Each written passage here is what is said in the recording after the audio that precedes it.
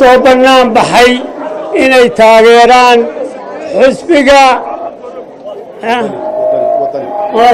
xusbiga waddani anigu miihi dadka u ololeynayey kulmiye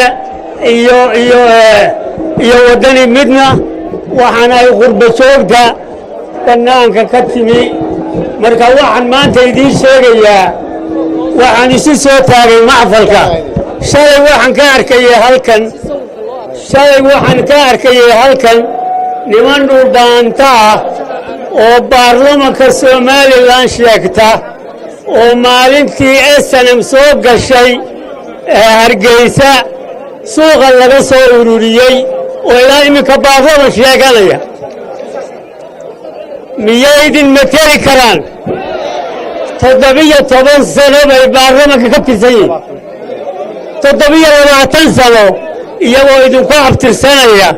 oo magaciina wax ku cunaya oo ku qayilaya oo hilib ku cunaya bay hargeysa joogeen maantana wuxuu leeyahay kulmiyaan dhisaynaa yaad wakiil ka tahay yaad dhisaysaa horta yaad wakiil ka tahay yaad hargeysa u joogtaa waa kaa shacabkaagii waa kaa wallaahi oo bilaahi oo tallaahi haddii uu waddani guulaysto inaadni ka joogin hadduu guurto yahay hadduu yahay baarlaman wallaahi waa kaa i hor fadhiya ima yaqaan ma aqaan qurbaha kan inaadni ka joogin idinkaa laydinka dooranaya baarlamankiinna idin mateli kara oo dhiiggiinna ku hadlaya oo xaqiinna raadin kara talax ma iman karaan xudud ma iman karaan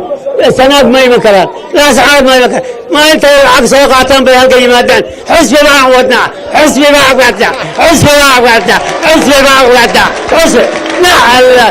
waxaan idiin sheegayaa maanta mustaqbalka somalilan badbaaduu u baahan yahay waa waddani badbaadada somalilan waa waddani haddii wax kale sawdka a ugu ridaan ibnu xalaal baa noqon maysaan ibnu xalaal wallaahi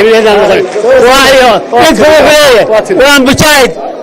baanahay mujaahid maaha waxaan u baahanay soomaali weyn waxaan mahay soomaalinimo waxaan mahay somalilan xuduudkeeda in la soo xidho xaqi wax lagu qaybsado cadaalad wax lagu qaybsado xukunka loo sinaado waad mahadsantihiin waxaana idin leeyahay u dulqaata qorraxda maanta waxaad u taagantihiin yoolalbacad daraawiishtii baa tihiin ninna idinma sheegan karo mujaahid ma garate idinkaa dal kale